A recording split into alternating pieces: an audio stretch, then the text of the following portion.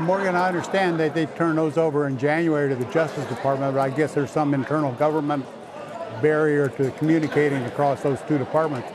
Morgan, they call them test pilots because it's a test, and there's no incentive for them to lie.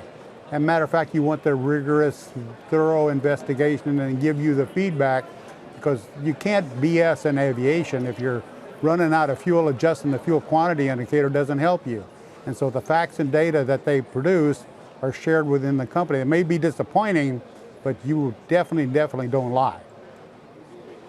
Gordon, in this entire episode, if you want to call it that, since we first learned, since the crashes themselves, I can't remember one moment where things started to move sort of in a favorable direction for Boeing. I mean, it just seems to kind of keep building. Here we are, I don't know how many months later, the MAX is still not back. You know, what's your sense in terms of just the momentum here? David, I think it gets drugged down in the regulatory process as they factionalize. Normally the EU and the United States would be the lead regulators, and other countries would just follow their lead. Today there's a lot of faction. Some of it is umbrage because of criticism against Ethiopia and Indonesia.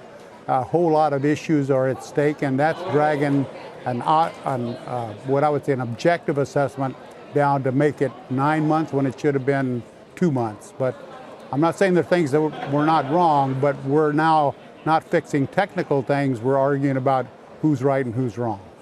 Right. All right. And so put yourself back in the CEO position at a major airline. What do? You know, when you're at Southwest or any number of the other carriers that are relying on this plane to come back into service? Well, they're hustling, obviously trying to get short-term leases on aircraft to cover. In the best case, in the other case, they just rewrite their schedule. They don't open new cities, and it does slow down their growth. So there's an economic impact. I think Boeing's covered well enough with insurance to handle the liabilities. I know they will, but it's not good for the airlines, that's for sure.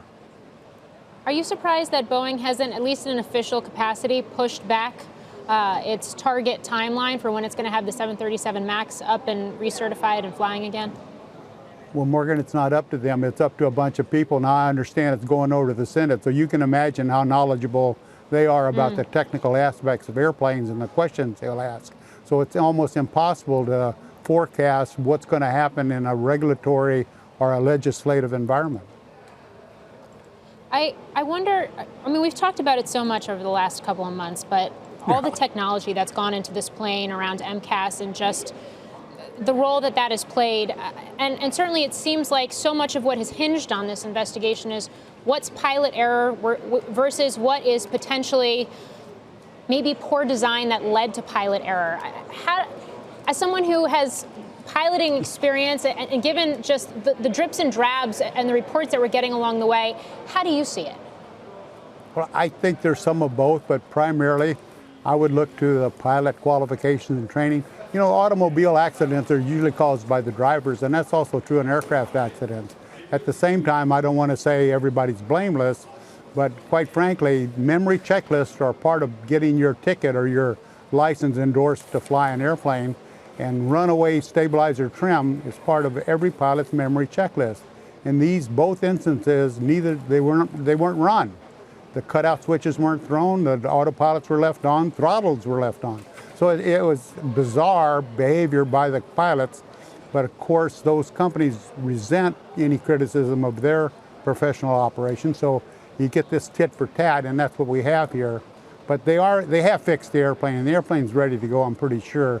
I know I would feel comfortable in the airplane.